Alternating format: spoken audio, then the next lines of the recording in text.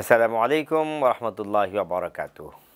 সুপ্রিয় দর্শক মণ্ডলী, আপনাদের সবাইকে স্বাগত জানাচ্ছি পবিত্র মাহে রমজান উপলক্ষে 52 টিভির বিশেষ আয়োজন। আপনাদের সাথে আছি আমি নাসিরউদ্দিন ফুয়াদ। রমজান মাস আমাদের সামনে থেকে একটি দুইটি করে বিদায় নিয়ে যাচ্ছে। তাকওয়া অর্জনের মাস এটি। এ মাস নফল ইবাদতের মাস। এ মাস যত বেশি আমি দান সাদাকা করতে পারি, এই মাস এটি।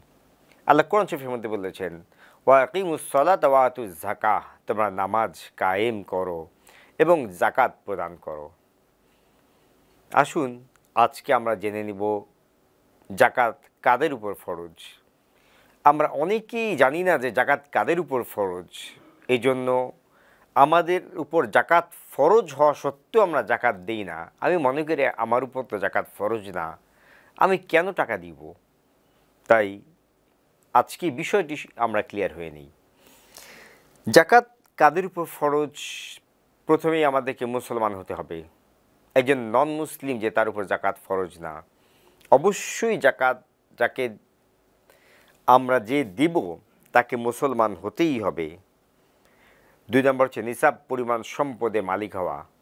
কারো কাছে 7.5 ভরি স্বর্ণ অথবা 52.5 তোলা রূপা অথবা সমপরিমাণ অর্থ কারো কাছে আছে, সে টাকা দেখা যায় আমার স্বর্ণ আছে, রৌপ্য আছে অথবা ব্যাংকে টাকা জমা আছে, এই সব কিছু মিলিয়েই কিন্তু আমার উপর যাকাত ফরজ হবে। আবার অনেকের কাছে আমাদের বছরের শুরুতে টাকা আছে, বছরের মাঝখানে টাকা নেই, আবার বছরের শেষে টাকা আছে, আমাদের উপর যাকাত ফরজ হবে। কিন্তু দেখা গেল বছরের শুরুতে আমার কাছে টাকা আছে, বছরের মাঝখানেও আছে, কিন্তু বছরের শেষে গিয়েছে, ওই সময়ে ওই পরিমাণ টাকা আমার কাছে নেই, তাহলে আমার উপর যাকাত ফরজ নয়। বালেগ হওয়া, অবশ্যই প্রাপ্তবয়স্ক হতে হবে, প্রাপ্তবয়স্ক ব্যক্তির উপর যাকাত ফরজ হবে। আবার এখানে আরেকটি বিষয় আমাদেরকে জেনে নিতে হবে। দেখা যাবে আমাদের অনেকেরই সন্তান আছে যাদের আমি আদর করে গোল্ডের চেন বানিয়ে দিয়েছি, গোল্ডের বিভিন্ন জিনিস বানিয়ে দিয়েছি, এটা তার 7.5 ভরি স্বর্ণের উপর হয়ে গিয়েছে।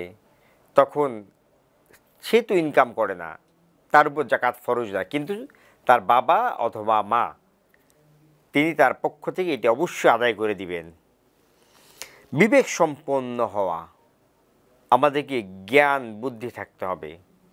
জ্ঞানহীন ব্যক্তি যে তার উপর যাকাত ফরজ না ঠিকই।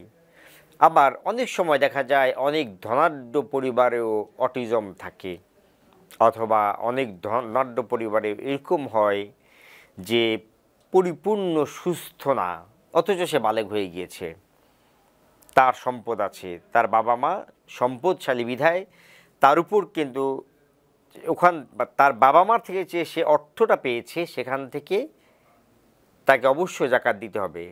কিন্তু যেহেতু সে জ্ঞান সম্পন্ন ব্যক্তি নয়, এই জন্য সে যাকাত প্রদান করবে না, তার পক্ষ থেকে তার বাবা মা যাকাত আদায় করবেন। যদি এমন হয় যে তার বাবা মা জীবিত নেই, মারা গিয়েছেন, কিন্তু তার সম্পদগুলো তার মা চাচা খালা বা এরকম আত্মীয় স্বজন যে নাকি এটা দেখাশোনা করছেন, তিনি তার পক্ষ থেকে আদায় করে দিবেন।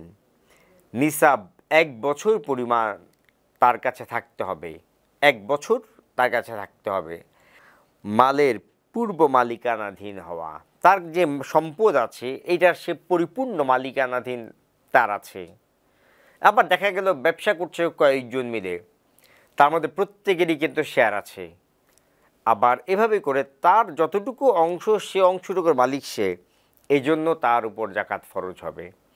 নিসাব পরিমাণ সম্পদ 1 বছরের বেশি হওয়া, নিসাব পরিমাণ সম্পদ, তার সম্পদ হচ্ছে নিসাব যতটুকু আমি আগেই বলেছি, 7.5 ভরি স্বর্ণ, 52.5 তোলা রূপা অথবা সমপরিমাণ টাকা, তার কাছে যেটাই থাকুক না কেন, এই সব কিছু মিলেই কিন্তু তার টোটাল টাকাটা যোগ করে তারপর সে হচ্ছে এখানে যাকাত প্রদান করবে।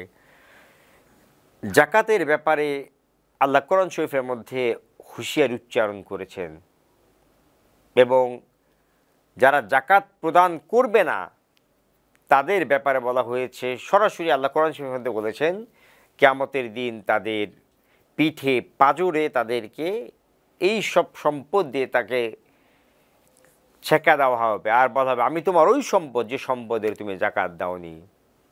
সুপ্রিয় দর্শক মণ্ডলী, আমরা জেনে নিলাম যে কাদের উপর জাকাত ফরজ। আমরা রমজান মাসে জাকাত দিই, জাকাত সারা বছরই দেওয়া যায়, কিন্তু রমজান মাস আমরা দিই এই জন্য যেন রমজান মাসে সওয়াবটা বেশি হয়। এই জন্য অধিকাংশ মানুষই রমজান মাসে জাকাত দেয়। আল্লাহ রাব্বুল আলামিন আমাদের সবাইকে পরিপূর্ণভাবে জাকাত প্রদান করার তৌফিক দান করুন। আর জাকাত অবশ্যই আমরা হিসাব করে দেব, অনুমানের ভিত্তিতে দিলে জাকাত হবে না হবে না হবে না, এটা অবশ্যই আমাদেরকে মনে রাখতে হবে। আল্লাহ রাব্বুল আলামিন আমাদের সবাইকে জাকাত প্রদান করার তৌফিক দান করুন। ওয়া আখির দাওয়ানা আনিল হামদুলিল্লাহি রাব্বিল আলামিন। ওয়াসসালামু আলাইকুম ওয়া রাহমাতুল্লাহি ওয়া বারাকাতুহু।